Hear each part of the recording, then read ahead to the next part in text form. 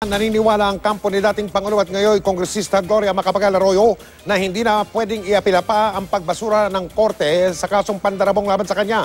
Katumbas daw yon ang pagbawalang sala o acquittal. Yung desisyon na yan na binaba ng Korte Suprema. Nakatutok si Jam Sisante. Pinanood ng mabuti ni Atty. Estelito Mendoza, ang lead counsel ni dating Pangulong Gloria Arroyo, ang press briefing ni Ombudsman Conchita Carpio Morales. Si Atty. Mendoza ang humawak sa plunder case ni Arroyo kaugnay ng umano'y maling paggamit ng PCSO fund mula nang ito'y iakyat sa Korte Suprema. Sabi ng batikang abogado, sa mahigit 600 dokumento at 21 testigo na hinarap ng Ombudsman, wala raw nakapagpatunay na nakipagsabuatan ang dating Pangulo sa mga taga-PCSO para i-divert ang operating budget ng PCSO sa intelligence funds. Wala rin daw patunay na ibinulsa ito ni Arroyo.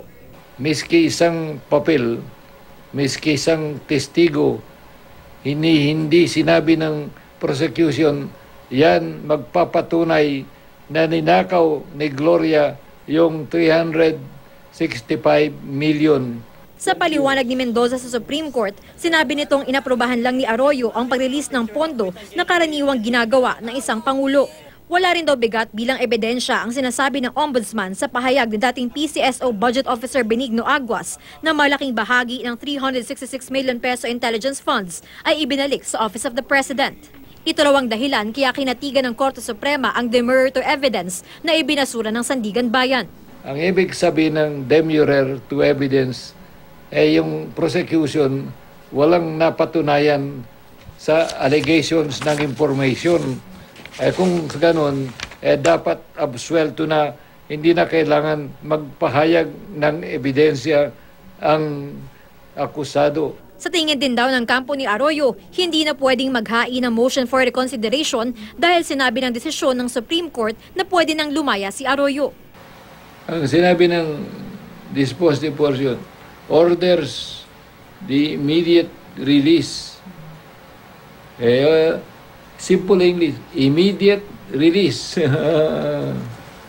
Hindi sinabi after the decision becomes final, it amounts to acquittal. Kanya dyan sa desisyon yan. Walang motion for reconsideration yan. In legal terms, it is what is called immediately executory. Tungkol naman sa isa pang plunder complaint laban kay Arroyo, hindi pa raw ito kaso, sabi ni Mendoza, kaya't ayaw muna niyang pag-usapan. Ayon sa law expert na si Professor Rowena Daroy Morales, magiging mahalagang bahagi ang SC decision sa pagpapayaman ng jurisprudence, lalo pat hindi pa ganoon karami ang mga naging desisyon ng mga korte ukol sa plunder.